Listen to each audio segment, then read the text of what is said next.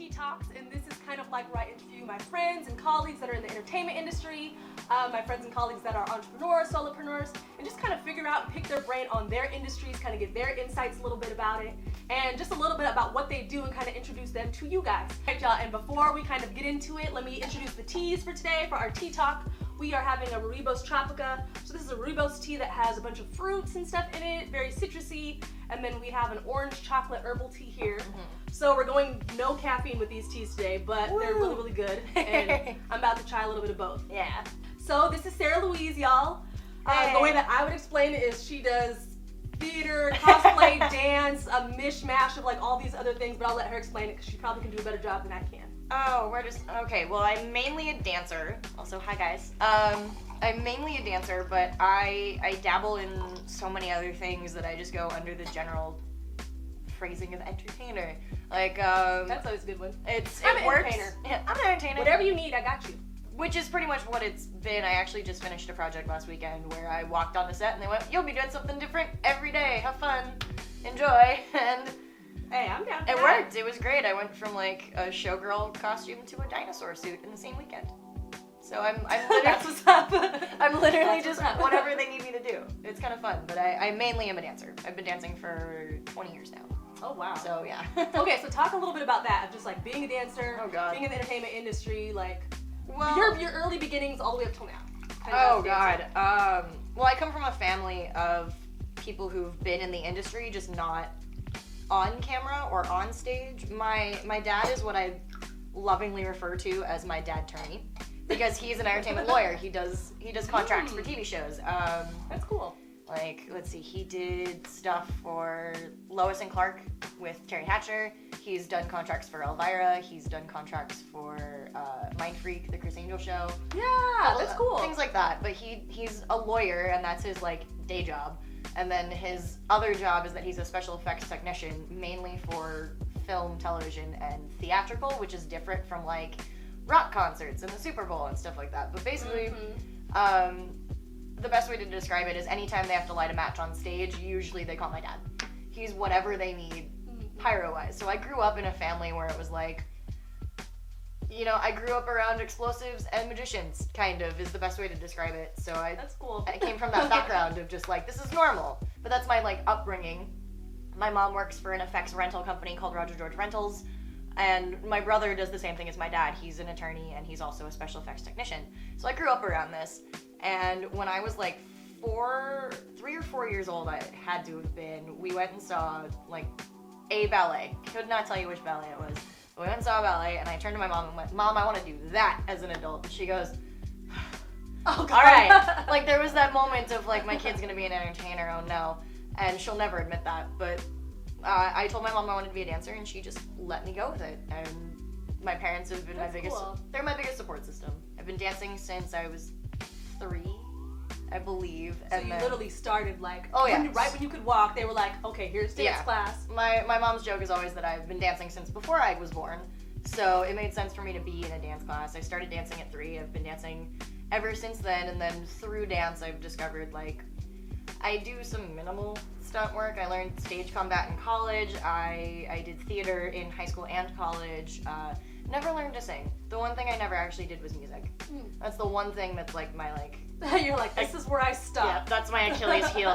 That's the line that I draw. I'm like, I'll do everything but sing at this point. That's kind of how it was for me, except for with acting. I was like, I dance, I sing, I can do clothing, I can help out with hair and makeup, I can do all this kind of stuff, except for act. We're just going to put the wall there. That's where we stop. That's where we just know. Yeah. But it's interesting that you say that, because I didn't know that about your dad, because my dad actually did entertainment law as well. Oh. And so I know at one point in time you were telling me that, you know, you get certain contracts for certain gigs and stuff that you're doing. Yeah. So how does he kind of help you maneuver a lot of those contracts? Because I know like you're constantly like working and auditioning and looking at different things to get booked in. Well, the nice thing about having kind of a live-in attorney on 2 ends, because my brother will look at contracts too for me if my dad reads something that's like, that's weird, you look at this, you finished law school more recently than I did, maybe it's different.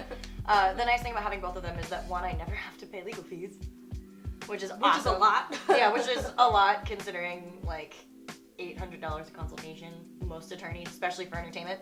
Ooh. A lot of money. So especially when you're like an up-and-coming artist. Oh, like, yeah. that's a lot for yeah. whatever budget they're giving you at that time. Oh yeah, and then like getting paid, and then like it's a whole thing. But I never have to pay my legal fees, and also my dad has like kept me from taking some pretty sketchy jobs.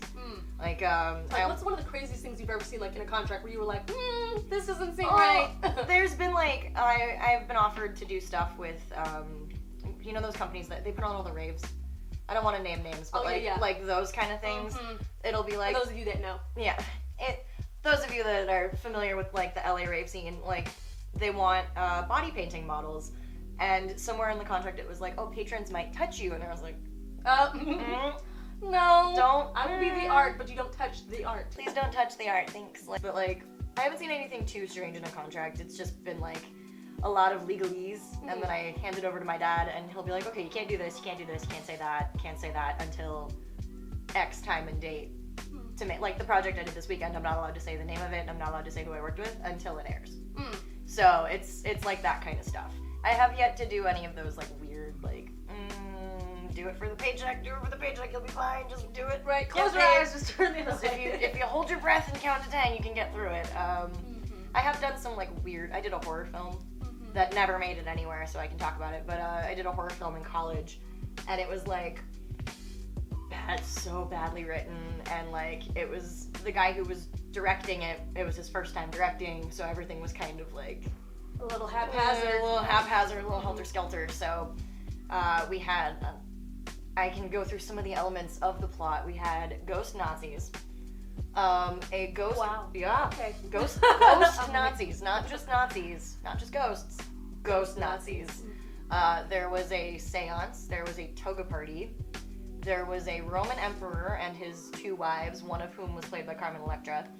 This was all in the same... This was all in the same movie. We had a dirt pit that caught fire. We had a chicken coop that was blasted with a water cannon. So those of you who are trying to get into the entertainment industry... This is the kind of stuff. This is it. This is what you're looking at. This is some of the crazy stuff. This is all in the same film, by the way. And they were like, oh, we need someone to do a topless scene. And like the extras are all kind of like looking around, like, do you want to do it? You do it. I don't want to pull straws. Luckily, it wasn't me. But there is stuff like that, and luckily everyone was super respectful. But at the same time, it was like, I'm gonna just stay over here in the background with no dialogue and no IMDb credits, so that nobody has to see my boobs. Like, so you worked on a haunt. I worked at a haunt, yes. In 2014, I worked at one of the local LA haunts, and it was one of the weirdest 6 weeks of my life. It was kind of like summer camp, but way bloodier. It was weird. It was, I don't want to say the name of the haunt, but like, it basically turned into like the world's weirdest summer camp, because it was me and like 600 of my closest friends that I only saw There was for 600 of you? 600 people, and it's actually grown. I think they're now at like 900 actors that come through every night, and that's not even every single, like, that's not every role, that's just like swings and extra people in case someone gets sick or injured, because they have like a character pool that like they'll send people out, and if it's like, oh, this person's late, this person didn't come in, this person's injured, this person quit, they'll send you in their place and you'll fill in for them for the night. Well, one thing I want to know, like for instance, them having that many actors for like a whole situation, like what was the audition process like for that? Like how many stages did you have to go through? Because I can't even imagine, like to get that many people, like how many people were at the audition? Like 2,000, 3,000 There's people? something close to like, oh man, the haunt industry in LA is one of the biggest like seasonal industries. It's like Halloween and Christmas are the 2 biggest, especially in the haunt theme parks. And this was like, I think that year it was something close to 6,000 people auditioned, and they hired like 800. Yikes. Something like that. It's like one of the most difficult auditions in LA, because they want you to like, you have to come in sort of knowing your own body. Because for this one, it was like, you went in groups of like 40, and you all had a number, and you stood in a row, and it was like, all right, here's the first part of the audition. We're gonna play you this like 30-second track of music.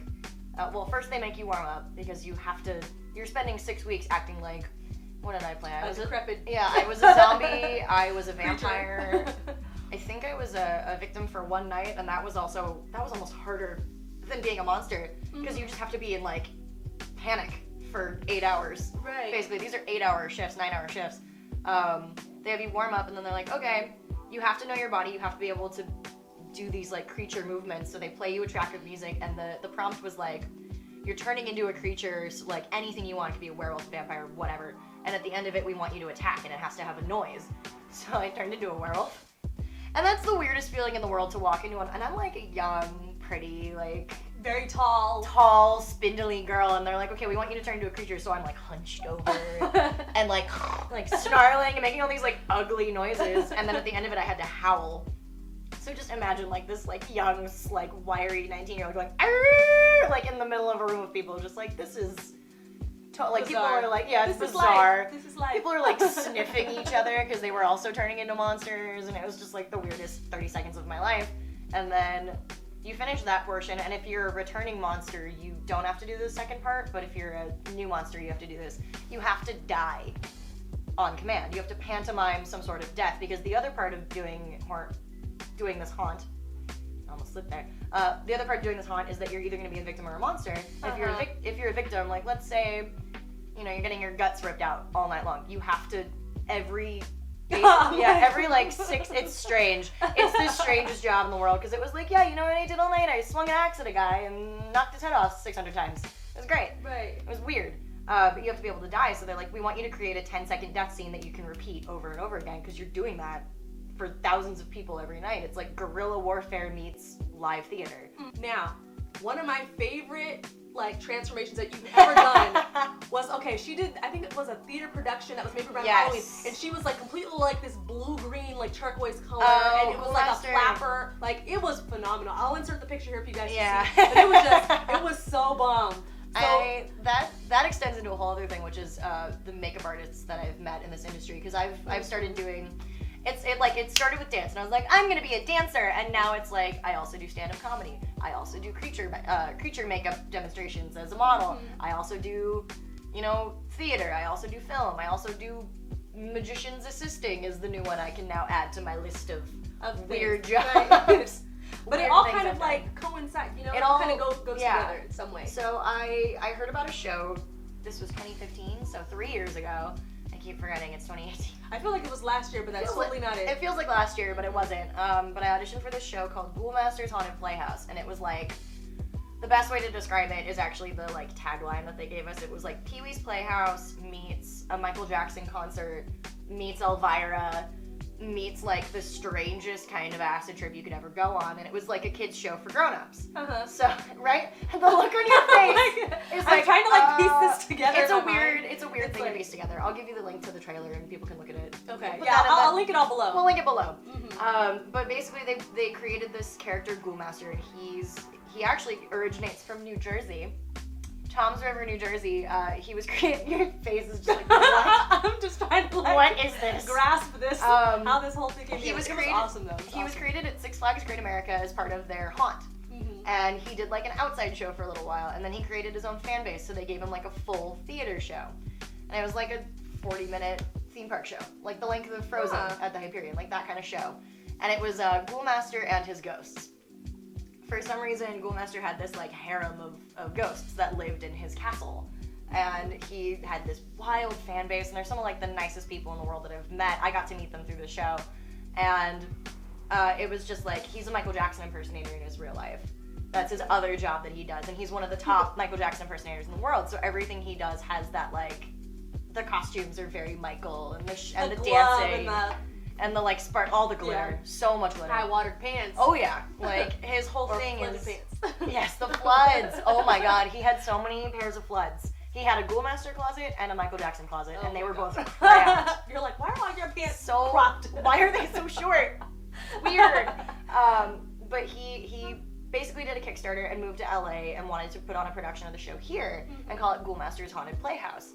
And they wanted 4 ghosts, and it was like 2 of them had already been created and cast. He had one of his dancers cast already. Like, he just wanted a couple extra people. The role I auditioned for was of the Hollywood starlet bombshell type ghost. Oh, I should add, all the ghosts in the show are blue, and they're wearing white costumes. So they're it's to create that translucent effect on stage without having to like do crazy lighting or anything. So like the makeups were beautiful, and he wanted originally like a Jessica Rabbit, like Marilyn Monroe, like baby voice kind of Jane Mansfield thing. And I came in, And the side that they gave me was like, I'm flirting with one of the other characters on stage, and I came in and started talking like this, and I was kind of Lena Lamont from, Singing in the Rain, and that wasn't the direction they were gonna go at all. They like, in the description for the character, it said, Marilyn Monroe bombshell type, and I was like, that's not gonna work. That's not gonna work. I am 5'7" and gangly as hell. That's not gonna work out for me. So I came in and I went in the completely opposite direction, and they loved it. I had the entire table of like casting directors just cackling. They were laughing so hard. And that's awesome. I left the audition and I was like, well, I did okay. I did the choreography well. Maybe they'll make me a backup dancer. I get the call 2 days later. Hey, guess what? We rewrote the entire character based on what you did, and we want you to play our flapper. And she went from being like this 1950s like bombshell like Jessica Rabbit type to this 1920s flapper. And oh man, if I can do the name. Just be you. Yeah, it was whatever you got to do at the audition. If you don't fit the part, just do you and see what happens. It was the craziest show I've ever done. It was so much fun. It was like 6 weeks in blue makeup. In blue makeup. And I was still in college at the time, so I would like come into class with like blue paint behind my ears, and my professor would be like, are you good? And I was like, yeah, it's fine. It's just like a rash. It's fine. But even because they painted me blue from like here up, basically. I was painted blue, so it was just like the weirdest, and longest not just show. like blue, but like blue and falsies, like and probably the color beat. of the teapot blue. Like this blue. But that was like honestly one of my favorite It was like, so much fun. transformations that she's done, because I was just like, this is so bomb. And even the costume that they gave her, it was like was she so had like fun. this flapper outfit with like this fur, like it was just fierce. And a boa and like long gloves. I still have the shoes and I still have the necklace because they gave me the jewelry from the show. That's so really cool. I got to keep the little the character was like, all the characters died really tragically because they had to, because it's the only way you come back as a ghost. So my character was like a drug addict. This was not a kid's I didn't show. know that. Oh yeah, she was like a pill pop and floozy, and like her whole thing was that she came from Jersey to LA to be an actress, but never made it to an audition because she kept sleeping around. Like she married like every big name in Hollywood. It was like her name was like 13 names long, and it included like 2 presidents, Bela Lugosi, like all these like famous Hollywood men, and they think she committed suicide, but it was all like they also think it was a conspiracy by the government because she was shupping one of the presidents at the time. Like it was like she knew a little bit of dirt about everybody. Yeah, it was so like she was raunchy and always boozing and always had like a martini glass in her hand on stage, and it was just like it was ridiculous. And my parents came to the show, and I was like, "Hi, Mom, I'm playing a slut. It's great. Sorry, Mom." Which is in the back. Maybe you guys should just. They did. They were way in the back because they did not want to be. The theater was so small. It was a 99-seat black box. So like, if I'm on stage, here's the front row. Yeah. Like there was no room. We were sweating and spitting and like. But from the landing pictures on that I people. saw, like you guys were able to get like an amazing like Oh, we set had a and costumes whole- and like it was a whole ordeal. Like It was bomb. crazy. It was bomb. Well, I mean, And then coming you're from that whole realm, how did you get into cosplay? Because that's Oh, like a whole man. other realm of stuff. So you have like your dance, you have your acting, you have this What's funny is theater-esque that haunt stuff. cosplay started as a hobby. It's a hobby. It's just like, I mean, I grew up in like, costumes are nothing to me. Like I live in costumes. I wear them for shows. I wear them for events. I was a off-brand Disney princess for kids parties for 2 years. Like it kind of all runs together. And then at some point a friend of mine was like, oh, I'm going to this convention. Do you want to come with me? And I was like, oh, I have to have a costume, don't I? And she's like, you don't have to, but like I go in cosplay. So I like my first cosplay ever. I'll never forget this. My first like genuine actual cosplay. Like I called it a cosplay was Rosie the Riveter. As in like we're talking the like whole little Rosie bonnet thing. with the thing and the blue shirt, and like no one knew who I was because nerds. Like it was all anime. Oh yeah, so they were like, and I'm there as Rosie the Riveter, and it's just like did not fit in. But it started as just a fun hobby, and now it's become like the cosplay industry has become an industry, and that's the weirdest thing in the world to me because like. We're just a bunch of nerds. Like it's dressing up and getting together. It's literally just like it's LARPing, but without all the weird connotation that comes with being a LARPer, which is live action roleplay. Because we show up places in costume. We pay money and we slave over these costumes over hot sewing machines to make these costumes to go places, take photos for 8 hours, and leave. Like. That's what cosplay is. I mean, some of the costumes that I've seen from cosplay are just like so elaborate. And for me, like I was not somebody who was super familiar with cosplay until maybe I would say like 4 years ago or so. Yeah. So it's like, it's pretty relatively new to me. Actually, I think I started doing cosplay in like 2013, so around that time. Yeah. Yeah. And she was actually like the first cosplayer that like I had ever like known. Met, yeah. Yeah, it's like, you know, like, oh, I just have all these friends. Like, I feel like unless you're really in that industry, like, you don't know a lot of people that actually do it. Well, and, you know. It's so funny because I make no money going to events. I just go. I've actually found that within like the nerd community, I enjoy doing the hosting side of things, like hosting events and hosting parties and being performers at these parties. I enjoy that more than the act of like, and I love being in costume. Like, I do Harley Quinn a lot, like the classic cartoon Harley Quinn from the Batman That's one series. I see on her Instagram a lot. And Yeah. actually, I'm gonna do a scroll of her Instagram right here for y'all to check out because it's dope. Y'all have to check it out. I look different every time I post a photo. It's definitely an adventure. Different hair. Oh, yeah. Different face. Different like makeup. Everything. Yeah. Everything. What's funny is like 5 or 6 years ago, I had like never worn a wig. Mhm. I had never done like a full transformation costume, and now it's like you scroll through my Instagram, it's like, oh, today she's blonde, oh, today she's got 6 feet of brown hair, like, oh, today she's a redhead. Like, it's become a part of my life. Also, having short hair, it's nice to have differentiation, so I can go into a room and be like, oh, you want mermaid hair? That's what I have. I got today. it. I have that today. I can do that. I'm actually doing something in May with WhedonCon, which is a Joss Whedon fan event. I'm one of their featured like cosplayers, and I was like, can we credit me as someone else? So if y'all go, you're gonna see her. So Go say hi. I won't be recognizable at all, but it'll be fun. But like doing stuff like that I enjoy because I can just go hang out with people and be like, oh my god, let's be nerds together and just have fun. Rather than it being like, oh, well, this person's wearing the same costume as me and it's not as fun now because hers looks better. Like, it's... Right. It gets to this weird, petty... Now, what I want to know is, what new projects are you working on now? Oh. Talk a little bit about that and kind of like where you're going over the next like few months. What are you aiming for? Oh man. Well, right now I'm focusing on just like auditioning like crazy because what did I do? I just wrapped a project last weekend that I can't totally talk about yet, but if you check out all my social media, it'll be on there when I can talk about it because those pesky non-disclosure agreements are the best. Yeah. Know your legal stuff. Yeah, know your like catchphrases and your vocabulary words when it comes to the industry because there's so many like they'll get you on that, and if I break it, it's $1 million, and I don't have that, so I can't talk about that yet. But I wrapped last night. We had our wrap party for a feature-length film that I worked on last fall, and it should be coming out May or June, I think is what we're going with. It might end up being pushed to Halloween, and it's an indie film, so it'll be a limited release, but it was like the most fun. We shot an entire, almost 140-page script in 5 days. That's insane. So there was no sleep. Yeah, there was no sleeping at all that week. And then the following weekend, I had a convention to go to. So I was like, I'm just gonna sleep when I'm dead. It'll be great. Gosh. Okay, crazy. so I don't know if you guys remember, but when I did my 90s lookbook, she was actually in it, and during this time, she was in the process of running all over the place, trying to film this and do her conventions at the same time. So I'll link that up for you guys to check out. She was bombing that too. What was I doing that week?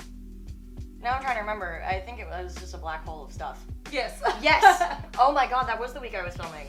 It was. I was like filming up on location in Santa Paula and then finished, and they're like, okay, you're wrapped, we're done. Came back down, did the shoot with you, built my costume for this event that I was doing because it was a Buffy themed party and they wanted Buffy characters, so I went all 90s grunge for it. And then we wrapped, and we finished that project, and it was like, okay, we're done, we don't need you. Get a frantic phone call at 9 p.m. Wednesday night. They're like, hey, we forgot to film something, you need to come back. So I drove back up to Santa Paula, filmed for 2 more days, drove back down, and immediately went into the convention, and it was like chaos. Oh my god.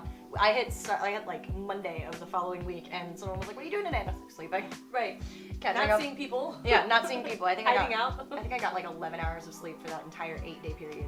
Now, like, just give me a little something of just like, for those people out there who are young, who want to get into the entertainment industry, who maybe want to get either into cosplay or dance or theater or... Oh god, none of these opportunities were given to me. It was, I mean, anything you do, even if it's not entertainment, just keep, like, nose to the grindstone. I've been like, there are people I haven't seen in years, and that I haven't seen since like college ended or since high school ended, just because I've been working nonstop. It's a matter of like the entire industry for entertainment is just, you go into, it's 1,000 job interviews, and maybe like 3 times out of 10 you get a yes. So it's a lot of rejection, and it can be really hard on a person, and the only thing I can really say about that is you have to keep pushing. Like, you are always pushing, you're always moving into the next thing, and it's a great way to look at life in general, because I can tell you right now, because I professionally get rejected from jobs all the time, getting rejected on dates, getting rejected at Just the in mall, life. just like someone looking at me and just saying no is no longer scary to me. So I will say it's a great way to force yourself into having some confidence, because I did not like myself 6 years ago, and here I am, I'm about to be 24, and I actually posted something about it this morning on my Facebook. I was saying how lucky I am to be able to work out at something that I enjoy, because I could have just gone to college and gotten a degree and been like, I could have been an attorney, I could have been a doctor, I could have like picked a normal job that like you have an office and a desk and you work from 9 to 5 and you know you're getting paid every day. I don't always know when I'm getting paid. Right. And I'm very lucky that I have people around me to support me, to help me get from paycheck to paycheck, to help me get from job to job. And it's just, it's a lot about who you know as well. You have to have that strong support system. Be nice to people. That's the best advice I can give anybody, entertainment or not. Just be nice to people, because if you have to have that positive attitude. You have to have that work ethic. The project I just wrapped. People remember that too. Yeah, the project I just wrapped, I know they'll hire me back again if they do another taping, because I came in and they're like, okay, we need you to do this, this, this, this, and that. And some of it I hadn't done in years or at all. And I was like, okay. And I did my best. And if it worked, it worked. If it didn't, it didn't. And it was great. And they were like, she's so positive. She's so upbeat. She's ready to do the work. And her work ethic is strong.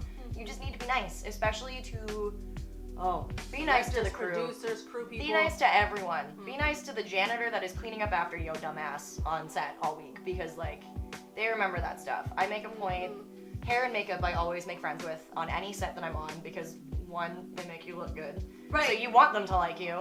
And 2, they're the people you interact with the most. Other than directors and your co-stars, you interact with hair and makeup department and wardrobe the most. I think I spent most of my time in the hair, makeup, and wardrobe rooms, getting costumes fixed, changing clothes. Especially getting turned into a completely blue person. Yeah. That's hours of being in a chair. Oh yeah, I was in, for that makeup I was in for an hour and a half. So we bonded. Yes, we made some very, friendships. very I still talk to those girls. And I actually even mentioned that in my video of how to get into music videos. I'll link that above here for you guys to check out. But I mentioned kind of the same thing. Always just being really, really nice to the crew, networking with them, because they have opportunities as well. They might be pulled on set. They might be working on something else next week, and they might remember you and say, hey, I remember you from being on set. You were really, really cool. I'm doing this music video. Do you want to get in on this? Yeah, because the thing about with film, like theater, you're with people forever. You're with these people for like 2 months, 3 months. I was with the cast of Ghoul Master for I think 4 months consecutively, working almost every day. And with television, you're on set for like a short day is 9 hours. A long day can go anywhere from like 10 to 25 hours. Like you could be on set for like weeks, months with these people. So you're spending so much time with them that you you want to be around people you like. You want to be around people that you enjoy. That are easy to work with. Easy to work with, easy to communicate with, because that's the film industry is a lot like relationships. You need people that you can talk to. You need people that you can bounce ideas off of. You need people that you trust, especially with what I was doing this weekend, because it was a magic show. We're cutting people in half. We're, pretending to put buzzsaws through people's hands. We're doing all sorts. Sometimes we are putting buzzsaws through people's hands. We're doing lots of crazy stuff. We're doing a lot of dangerous stuff. We made I didn't say that. We'll leave that out. But like some of these tapings that I'm on, we're flying people. We're doing all sorts of crazy stuff. So you have to be able to trust them, or else a piano's gonna fall on your head, and that's a terrible way to go. Like you have to trust the people around you. So it's a big exercise, and just don't be a jerk. Don't be a jerk. That's the advice of bottom the line. entertainment industry. Don't be a jerk. Don't be a jerk. Also, be willing to get dirty and slimy and gross, because I've been covered in blood and guts and gore with like a necklace of fingers, and I've also been in beautiful showgirl costumes and ball gowns and stuff like that. So you have to be willing to do what you're asked of, what they're asking of you. Like you have to be like, okay, today we're putting you in a dinosaur suit, and you have to be like, Okay. cool, great. Or like, today we're covering you in maggots. Cool, Okay. great, awesome. Today I'm a zombie. Tomorrow I'm a princess. Like, you have to be flexible, really flexible, I think. Now, tell everybody where they can find you. Okay. Oh God. Give me your plugs. Give me your Shameless plug. All right. Social media plugs. Okay. My Instagram is @official Sarah Louise, and we'll put that I'll put that here. somewhere. We'll put it in the general this area. My Twitter is _Sarah Louise because it was already taken, and I have a YouTube channel. I'm trying to upload more content to that, more dance videos. Whoa. So, but if you just look Bomb up dancer too, by the way. if you just look up official Sarah Louise on Instagram, you can find me. I post most of my content there, and I'm happy to have you guys. So I'll put all her links below, Yeah. video clips, anything you guys want to see. If you guys want to go stalk her, check her out, ask her questions. She'll kind of be in that realm too. Yeah. So like this video if you want to see more. I'll be posting more as usual. Make sure to do well and be well, and I'll see y'all later. Bye. Bye.